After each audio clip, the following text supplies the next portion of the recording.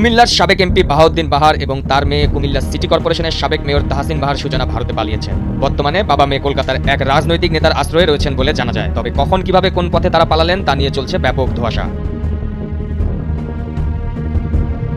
সূত্র বলছে, অন্তত 11 দিন আগে 21শে আগস্ট কুমিল্লার সাবেক সংসদ সদস্য আখম বাহাউদ্দিন বাহার চোরাই পথে ভারতে পাড়ি জমান। এরপর গত শনিবার 31শে আগস্ট বিকেলে কলকাতায় বাবার কাছে পৌঁছান অপসারিত মেয়র কুমিল্লার রসমালাই খ্যাত তাহসিন বাহার সূচনা। এর আগে বৃহস্পতিবার রাতে কুমিল্লার বুড়িচং উপজেলার চরানল সীমান্ত দিয়ে ভারতে পালান সূচনা। পরদিন শুক্রবার তিনি ফেসবুকে সচল হন। নির্ভরযোগ্য সূত্র থেকে এসব তথ্য জানা গেছে।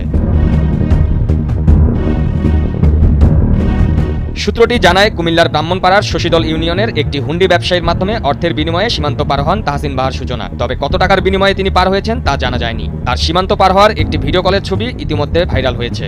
ভারতের বক্সগঞ্জে একদিন থাকার পর শনিবার বিকেলে কলকাতায় পৌঁছান সূচনা। সেখানে এক রাজনৈতিক নেতার তত্ত্বাবধানে অবস্থান করছেন কুমিল্লার সাবেক এমপি বাহার। প্রতিদিন 10,000 রুপি চুক্তিতে গত 8-10 দিন ধরে আছেন তিনি। নির্ভরযোগ্য সূত্র এমনটাই জানিয়েছে। জানা গেছে, ব্রাহ্মণপাড়ার শশীদলের যে হুন্ডি ব্যবসায়ীর মাধ্যমে সূচি সীমান্ত পার হয়েছেন তিনি এক প্রভাবশালী আওয়ামী লীগ নেতার ঘনিষ্ঠ।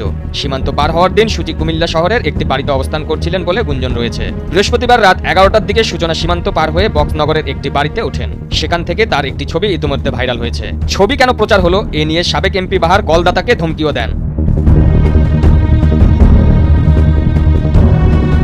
সাবেক এমপি বাহারেরও একটি ছবি সোশ্যাল মিডিয়ায় ভাইরাল হয়েছে। এতে দেখা যায় তার মাথায় চুল নেই এবং সোনালী রঙের দাড়িও নেই। তার মুখে ছোট সাদা রঙের দাড়ি রয়েছে। এমপি বাহার ও তার মেয়ে সূচির গন্তব্য এখন কোথায় হবে তা নিয়ে চলছে ধোঁয়াশা। তবে সূত্র বলছে তারা লন্ডনে যাওয়ার চেষ্টা করছেন। তাদের লক্ষ্য যে কোনোভাবে লন্ডনে পাড়ি দেওয়া।